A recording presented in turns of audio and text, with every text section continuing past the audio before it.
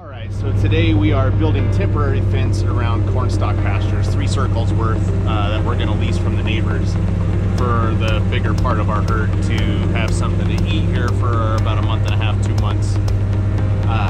So I just threw the GoPro up in a few places with time lapse so you guys can see what's going on. You know, I paid my dues when I was younger.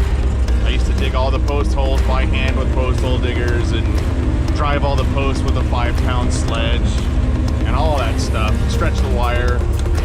But now that we got the old wire truck up and running that my grandpa built, it's like I think it's a 55 Chevy truck. It's got a hydraulic ram that will actually push the post in for us, which you will see. And it also puts out the wire at the same time loosely. So then we'll come back behind the truck, stretch up the wire a little bit, lift it up to the post, and use baling wire to tie it to the insulator, throw a little juice in it, and that'll hold the cattle in. And then once they're done eating here, we'll have to come back with this same truck and roll that wire up using the hydraulic motor and a spool, and pull all the posts by hand, load them up, and go to another location and do it all over. So besides getting everything loaded on the truck and moved to the location that we're going to build the fence, the first thing we have to do is drill holes in the ground with this PTO driven post hole digging auger. So we used to do this by hand with post hole diggers, and it took forever. So 2 guys would be taking turns and hefting at that all day long. But now we can just bring this tractor along and punch in like 8 or 10 post holes per circle. And you can see how quick he did that. It's super easy. And then we can just come behind the tractor with our pickup full of posts and our tools and start tamping in posts. And we just work each other around the circle until we're done, and it's that easy. So now we've got our truckload of posts, and we're going to be coming around and dropping these into the holes.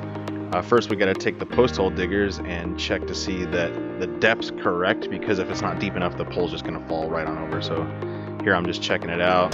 It's pretty close. Take out a couple scoops. It's going to be good to go.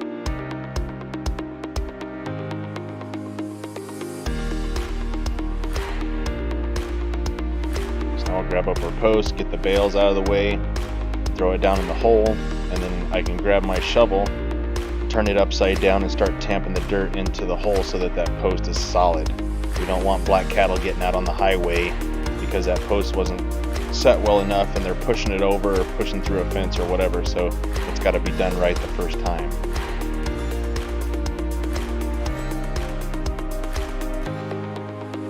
And now that that's done, we can get in the pickup and start circling around and dropping in posts from here on out.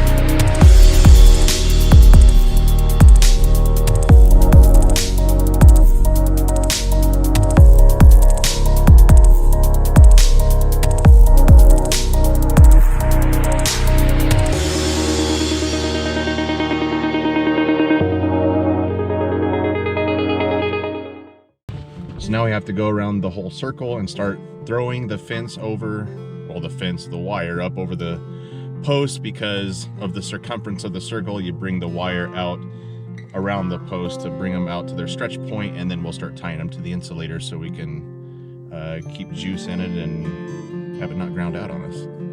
So it looks like the birds of prey have been at work on the fence before we got here. Okay, so you start at the corner post, which is hard holding this deep in the ground in those holes that we dug and tamped down. We already put it on the insulator here to get it ready to go. And you can see that it creates a line that's actually inside of these posts. So as we kick that over, we increase the circumference of this line, and that actually tightens it more than you would think. And you don't know how tight it's gonna be till you get to about the last 3 posts, and then you might have to adjust how tight it is accordingly. But usually we get it close enough where it's good enough, and then we can start coming back and tying these up into insulators. All right, so we'll start throwing them on the other side, and it gets held up just by the back side of this nail here until we're ready again.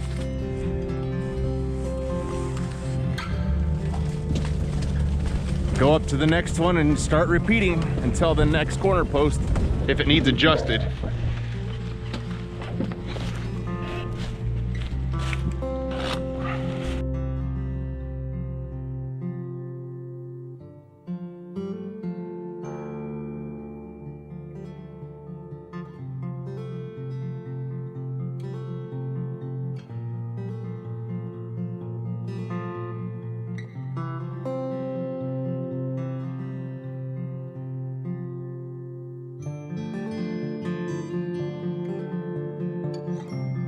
You'll actually be able to see here where we had to go all the way forward to the corner post to tighten up that line just a little bit, take about 3 inches out, so that by the time we got back to that post, throwing that line over, it would be the correct tightness when we got back, and that's what you're seeing there.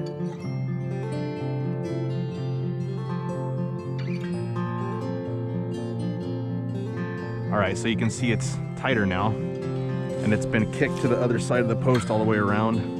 So now the action is to bring this wire back up over the post and onto the insulator. So I set it there, throw my hip here, grab my pliers. I stick it over the strand, grab it with the pliers. Oops. I'll wrap it around, kink it, cut it, and then twist it. Tighten her down, kick these little tails out so they don't contact this post and make a short, and then we go on to the next one.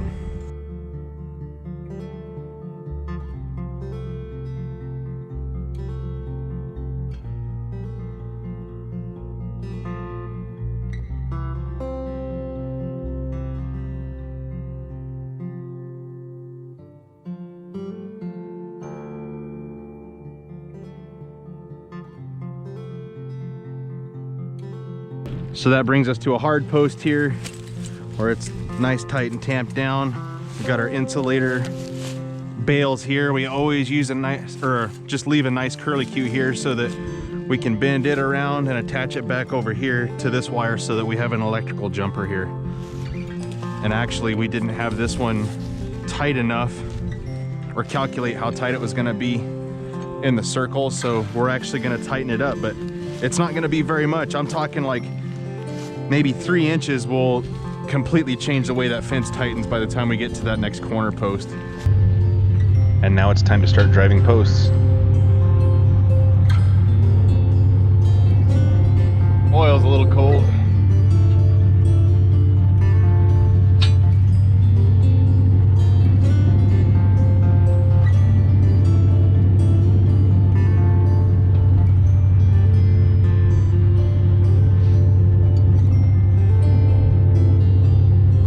Is hard as nails. All the trucks, about 90,000 pounds, have been driving over this over and over during harvest, so she's packed down pretty tight. And there we go. So the pump's kind of slow, so what I do is raise this ram until it clears this post. Then I'll walk up and grab this rope and pulley that pulls that lever up so we can have it going up as we're pulling forward. You see it's letting the wire out there. And I'm watching my drag gauge back here. You can see that jug dragging.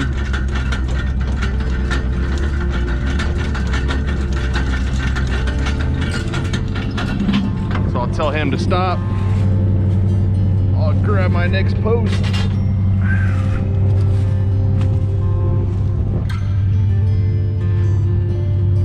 Do it over again.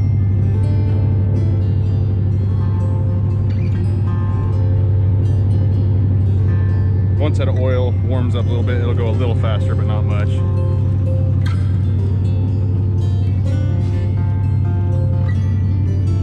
Just starting to shake, it kind of wants to buckle one way or the other. You have to be careful or you'll bow the post.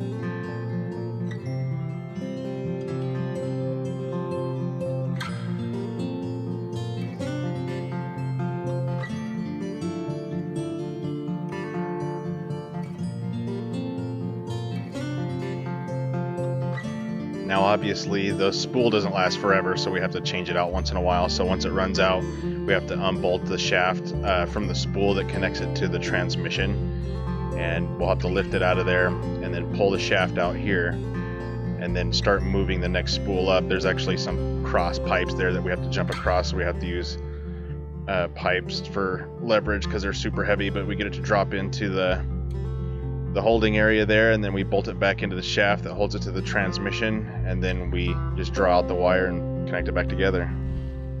All right, so this section of fence is just a little bit different. It's a straight section that's going to fence in this sprinkler, which is the bad part about fencing in a circle. You have to fence out the sprinkler so the cattle don't rub on it and mess up the neighbor's stuff. So that's an extra half mile you have to build every time, but that's part of it. So in a straight line fence, we'll actually use the come along stretchers with a dog on it, which is this piece here that grabs the wire. So the more you pull on it, the tighter it actually will grab that wire. And then we will tension that up, and then we'll start feeding it into the insulators of these shorter posts that we have along this section. So this goes here after he hooks it.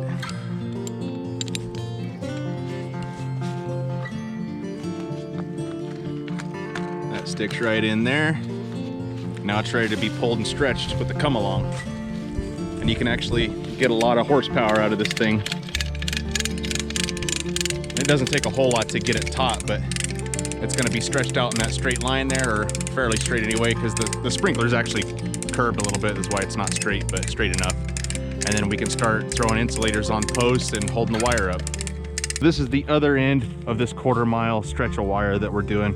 We like to stretch it from both ends just so it's for sure taut, and you have a lot less chance of cattle walking out of here underneath or stepping over it if you do that. So let's throw the dog on here,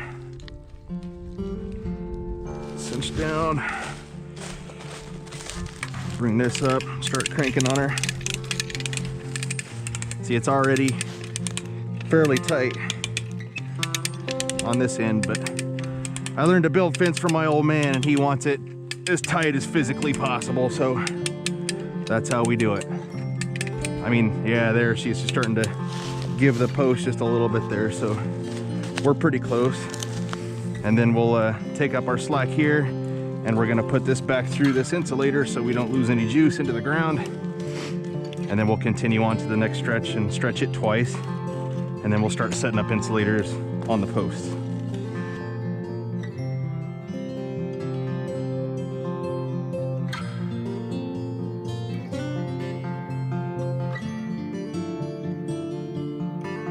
So there's no actual ta-da moment at the end when we're done building the fence. It's just the finished product, the line's all up. We put a fence charger on it to make sure it's holding a charge, and then we can dump some cattle off in there. So I just thought I'd finish it up with a little drone footage for you guys.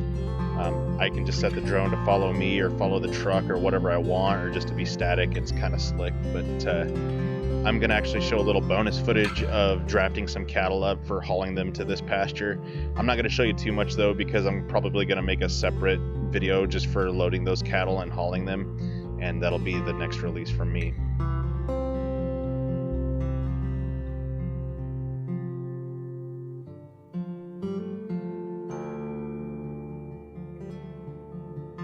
If you enjoyed the video, click the like button, and if you want to see more from me, click the subscribe. I really would appreciate it.